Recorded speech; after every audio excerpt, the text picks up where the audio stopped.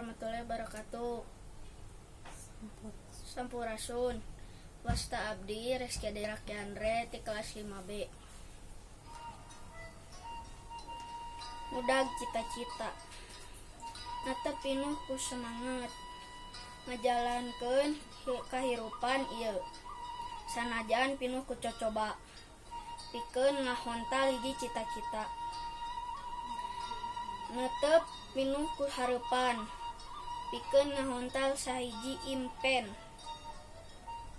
Dina ngawujudkeun hiji kahayang. Pikeun mangsa hareup anu gumilang. Ngan hiji hareupan anu kuring cekal. Sarta niat kasucian dina jero hate. Lengkah pinuh ku kayakinan. Pikeun mudag hiji cita-cita. Sanajan jauh titinggurilapna harta. Moal eureun kuring mudag cita-cita. Assalamualaikum warahmatullahi wabarakatuh.